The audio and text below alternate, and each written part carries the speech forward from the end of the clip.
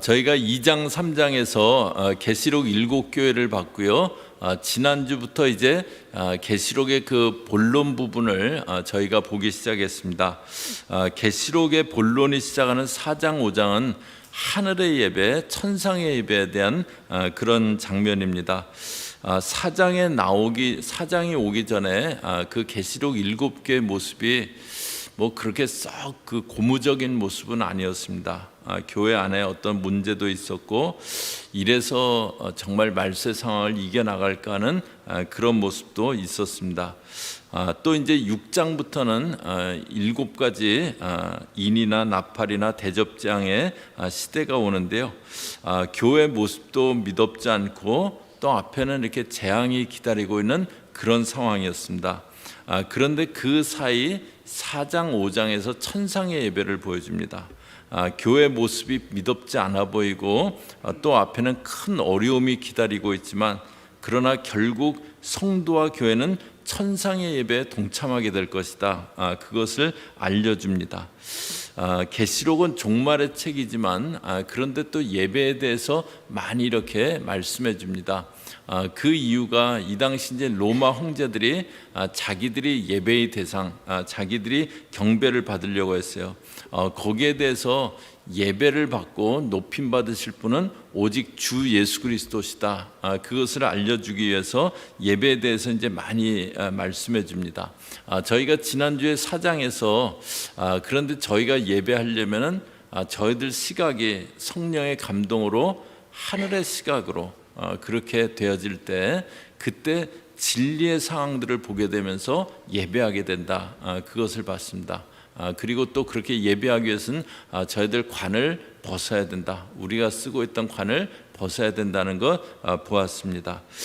오늘 말씀은 이제 또 한 가지, 저희가 언제 예배할 수 있는가, 그것을 알려주시는 내용인데요. 1절부터 이제 다시 한번 보겠습니다. 1절에 내가 보매 보좌에 앉으신 이의 오른손에 두루마리가 있으니 안팎으로 썼고 7인으로 봉하였더라. 4장에서도 이제 이 요한 사도가 보좌에 앉으신 그 환상을 이렇게 보고 있는데요. 그런데 이제 계속해서 그 하늘의 보좌 모습을 보여주시는데, 보좌에 앉으신 이의 오른손에 두루마리가 있다고 합니다. 그런데 그 두루마리는 안팎으로 써 있다고 합니다. 에스겔서에 보면 이제 이 두루마리 와 같은 그 상황이 나오는데요. 에스겔서 2장 9절에 보면 내가 보니 보라 한 손이 나를 향하여 펴지고 보라 그 안에 두루마리 책이 있더라. 그러면서 10절이요. 저희 같이 읽습니다. 시작. 그가 그것을 내 앞에 펴시니 그 안팎에 글이 있는데 그 위에 애가와 애곡과 재앙의 말이 기록되었더라. 이것은 이제 하나님이 에스겔을 선지자로 부르시면서 두루마기를 먹어라 하시는 그런 장면입니다. 그런데 이제 두루마리 안에는 애가와 애곡과 재앙의 말이 기록되어 있었다고 합니다. 여기 이제 계시록에 나오는 이 그 두루마리도 그 안에 심판에 대한 많은 내용들이 담겨 있었을 겁니다. 안팎으로 이렇게 담겨 있었을 거예요. 이제 그 두루마리가 펴지면은 심판이 행해지는 겁니다. 그런데 2절에 보면은요, 또 봄에 힘 있는 처사가 큰 소리로 외치기를 누가 그 두루마리를 펴며 그 인을 떼기에 합당하냐 하나. 이제 누가 그 두루마리를 펴고 인을 떼겠느냐, 그렇게 말하는데요. 3절에 하늘 위에나 땅 위에나 땅 아래에 능히 그 두루마리를 펴거나 보거나 할 자가 없더라. 그런데 그 두루마리를, 그 봉한 그 두루마리를 펼 자가 없는 겁니다. 그래서 4절에 그 두루마리를 펴거나 보거나 하기에 합당한 자가 보이지 아니하기로 내가 크게 울었다니. 그래서 요한 사도가 크게 울었다고 합니다. 지금 성도들은 극심한 박해의 고통 가운데 있습니다. 그러니까 두루마리가 빨리 펼쳐지고 심판이 행해지고 성도들이 그 고통에서 빨리 나와야 됩니다. 그런데 그 두루마리를 펼 자가 없어 보이는 거예요. 심판의 두루마리를 펼 자가 없어 보이는 겁니다. 그래서 요한 사도가 울었다 그래요. 애통해하면서, 지금 그 상황에 대해서 애통해하고 안타까워하면서 울었다고 합니다. 그런데 이제 계시록 5장은 저희 읽은 대로요, 뒷부분은 정말 황홀한 그 예배의 모습이 나오게 됩니다. 애통하는 마음 있는 사람이 예배할 수 있게 된다. 그것을 보여줍니다. 저희가 신앙생활하면서 이제 중요한 마음이, 저희들 가운데 믿는 사람들은 이제 애통하는 마음이 있는 것, 그것이 이제 중요합니다. 믿는 사람에게는 안타까워하고 마음 아파하고 애통하고 그 마음이 좀 있어야 되죠. 그래서 예수님이 애통하는 자가 복이 있다, 팔복에서 말씀하셨잖아요. 마음 아파하고 애통해야 되고, 뭐 그거는 좋아 보이지는 않는 상황이지만, 그런데 애통하는 마음 있는 사람이 복 있는 사람이라고 합니다. 실제로 성경의 인물들은 이 애통하는 마음이 많이 있었잖아요. 느헤미야 같은 경우는 예루살렘 그 성벽이 회파되고 성문은 불에 탔다, 그 얘기를 듣고 수일 동안 슬퍼하면서 금식하고 기도합니다. 에스더도 페르시아에 살고 있는 그 유대인들이 모함을 받아서 이제 다 죽임 당하게 되었다. 그때 나는 왕비니까 뭐 나한테까지는 위험에 닥치지 않으니까 그러고 있지 않고, 아저씨 그 모르드게가 네가 왕비가 된 게 이와 같은 때를 위함이 아니겠느냐, 그 얘기를 듣고 3일간 금식합니다. 그리고 왕 앞에 나가겠다고 그럽니다. 여기 요한도 두루마기를 펼 자가 없을 때 애통해하면서 웁니다. 그런데 이제 일어나는 일이 있습니다. 5절에 보면은요, 장로 중에 한 사람이 내게 말하되 울지 말라, 유다 지파의 사자 다윗의 뿌리가 이겼으니 그 두루마리와 그 7인을 떼시리라 하더라. 그렇게 애통하여 하는 요한 사도에게 장로 중에 한 사람이 울지 말라고 그럽니다. 그러면서 유대 지파의 사자 다윗의 뿌리가 이겼다고, 그래서 두루마리와 7인을 떼시리라고 합니다. 여기 예수님을 유대 지파의 사자다, 영어로는 라이언 오브 주다 그러죠. 유다 지파의 사자다 그럽니다. 또 다윗의 뿌리라고 그럽니다. 사자는 이제 동물 중에서 가장 강한 동물입니다. 예수님이 유다 지파의 사자로 묘사됩니다. 그런데 이제 또 그 유대 지파의 사자와 그 대조되는 모습도 있어요. 6절에 보면은요, 내가 또 보니 보좌와 내 생물과 장로들 사이에 한 어린 양이 서 있는데 일찍이 죽임을 당한 것 같더라. 여기 어린 양도 예수님입니다. 예수님에게는 유대 지파의 사자와 또 어린 양 대신 그 이미지가 같이 공존을 하고 있습니다. 예수님이 유대 지파의 사자가 된 것은 어린 양으로 오셔서 죽임당하셨기 때문입니다. 그런데 7절에 그 어린 양이 나와서 보좌에 앉으신 이의 오른손에서 두루마리를 취하니라. 이제 그 어린 양이 보좌에 앉으신 이의 오른손에서 두루마리를 이렇게 받습니다. 그리고 8절에 그 두루마리를 취하심에 내 생물 24장로들이 그 어린 양 앞에 엎드려 각각 검은고와 향이 가득한 금대접을 가졌으니 이 향은 성도의 기도라. 여기 이제 내 생물과 24장로가 그 어린 양 앞에 엎드립니다. 그런데 24장로들은 각각 검은고하고 향이 가득한 금대접을 가졌다고 그럽니다. 여기 이제 검은고는 영어로는 하프입니다. 하프고 그 금대접 골든볼인데요. 그 장로들이 검은고와 금대접을 가졌다고 하는데요. 여러분들 혹시 그 검은고와 금대접 기도 그런 말 들어보셨나요? 영어로 harp and golden ball prayer, 그런 말 혹시 들어보신 적 있으시나요? 예. 아무도 없으시네요. 예. 예. 예. 이거는 이제 뭐냐면요, 하프는 연주하는 거잖아요. 구약에서 이제 수금이라고 많이 나오는데요, 연주하는 거고, 그리고 이 골든볼 프레이어, 그 금대접은 성도들의 기도다 그러는데요, 찬양과 기도가 같이 나가는 형태입니다. 그러니까 아주 쉬운 예로 저희가 이제 금요예배 그 마치고 각자 개인 기도할 때 저희 찬양팀이 이렇게 찬양을 하잖아요. 찬양하면서 저희는 앉아서 이제 그 기도를 하잖아요. 그렇게 찬양하고 기도가 같이 공존하면서 나가는 그거를 영어로 harp and golden prayer, 이렇게 그 검은고와 또 금대접 기도다, 이제 아니면 검은고와 금대접 예배다, 이제 그러는데요. 그래갖고 24시간 기도 운동 하는 데 가보면은 이런 식으로 합니다. 이제 앞에서는 찬양팀이 계속 찬양을 하고 또 앉아 있는 사람들은 기도를 하고 그런 형태로 이제 기도를 많이 하는데요. 그럴 때 이제 좀 더 이렇게 간절하게 저희 찬양팀이 찬양해주고 저희 기도할 때 이렇게 좀 더 간절하게 이렇게 기도하게 되잖아요. 이렇게 더 간절하게 기도하게 되는데요. 개인적으로 기도할 때도 이 검은고와 또 금대적 기도 이거를 이렇게 할 수 있습니다. 기도하다가 찬양하다 또 그 가운데 기도하다 이제 그런 형태로 이제 그 하는 건데요. 그 아침에 새벽 예배 나오셔갖고 한참 이렇게 그 뒤에까지 계시는 분들은 제가 이렇게 기도하다가 막 찬양하다가 또 막 기도하다가 이제 그런 거 들으셨을 거예요. 그래갖고 저 막 찬양하고 막 그러면서 이렇게 또 기도하고 찬양하고 그러다 이 시간까지 남아갖고 기도하는 분들이 내가 너무 찬양하고 막 그래갖고 좀 기도가 방해가 되면 어쩌나 막 이제 약간 염려는 되는데 하여튼 그냥 이렇게 좀 이렇게 처음에는 안 그러는데 나중 부분에는 기도하다 찬양하다 기도하다 이제 막 그렇게 합니다. 근데요, 여러분도 한번 그렇게 해보세요. 안 해보신 분들은요, 해보세요. 기도하는 시간이요 굉장히 즐거워집니다. 전혀 느낌이 안 오시는 표정을 한번 그렇게 해보세요. 그거를 이제 여기 계시록 5장 8절에 검은고와 금대접 기도, 검은고와 금대접 찬양, 그 예배 그렇게 이제 부르는데요.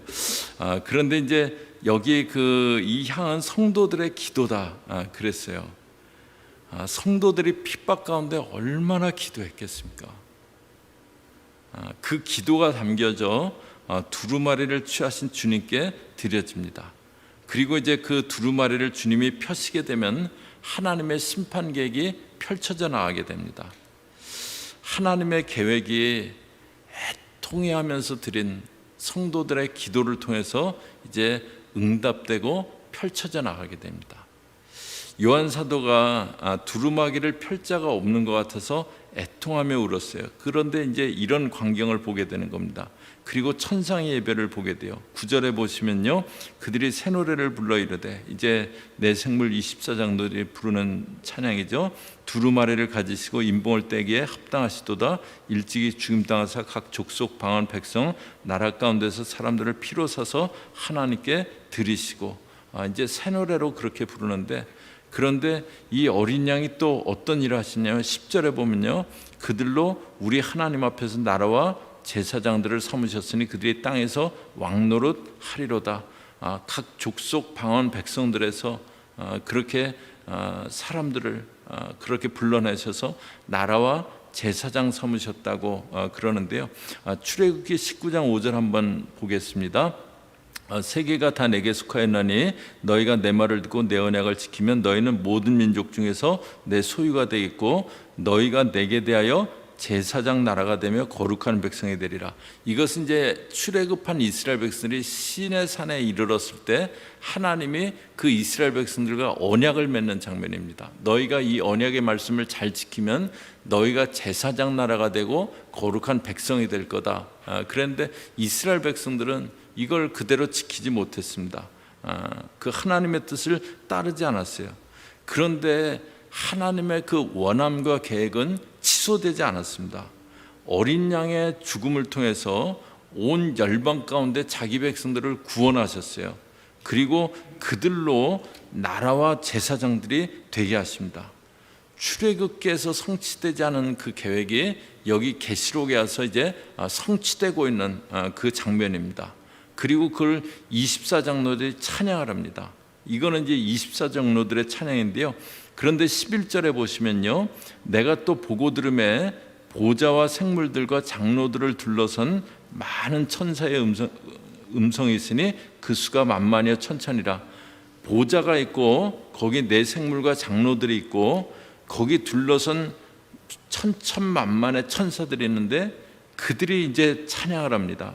큰 음성으로 12절에 이르되 죽임당하신 어린 양은 능력, 부, 지혜, 힘과 존귀와 영광과 찬송을 받으시기에 합당하도다. 처음에 24장로들이 찬송하다가 그 24장로를 둘러싸 있는 천사들이 찬송합니다. 그런데 13절에 보시면요, 내가 또 들으니 하늘 위에 땅 위에와 땅 아래와 바다 위에와 또 그 가운데 모든 피조물이 이르되, 이제는 모든 온 하늘 위부터 땅 아래 바다 위에까지 모든 피조물들이 찬양합니다. 보좌에 앉으신 이와 어린 양에게 찬송과 존귀와 영광과 권능을 세 세트로 돌릴지어다. 이 계시록 5장 이 뒷부분은요, 이렇게 뮤지컬 보는 것 같습니다. 그 뮤지컬 보면은 뭐 오른쪽에서 이렇게 사람들이 막 나와갖고 막 찬양하다가, 또 왼쪽에서도 사람들이 막 나와갖고 막 찬양하다가, 또 뭐 중앙에서도 막 그 배우들이 나와갖고 또 막 찬양하고 막 그러면서 뮤지컬이 막 이렇게 이루어져 가잖아요. 그런데 처음에 24장로를 찬양을 했는데, 그런데 24장로들을 둘러싸고 있는 천천만만의 천사들이 막 그 후에 찬양을 합니다. 그런데 그 후에는 온 피조물들이 그렇게 찬양을 합니다. 정말 황홀한 예배의 장면인데요, 한번 이렇게 머릿속으로 이렇게 그려보세요. 금요일날 너무 고단하셔서 상상이 좀 안 되실 수도 있는데 하여튼 한번 잘 그려보세요. 정말 황홀한, 막 이렇게 여기서 막 찬양하고 있었는데 또 다른 막 찬양이 나오고, 그러다 또 다른 찬양이 막 나오고, 이런 장면입니다. 요한 사도가 애통해 할 때 이런 예배를 경험하게 됩니다. 애통함이 있는 자는 그 애통이 예배로 바뀌게 됩니다.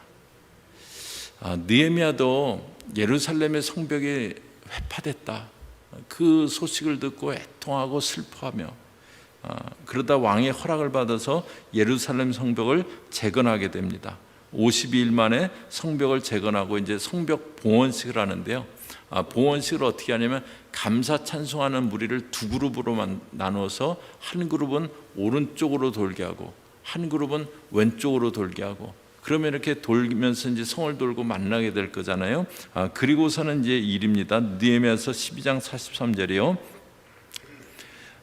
이날에 저희 같이 읽죠. 여기요, 다 같이 읽습니다. 시작. 이날에 무리가 큰 제사를 드리고 심히 즐거워하였으니 이는 하나님이 크게 즐거워하였음이라.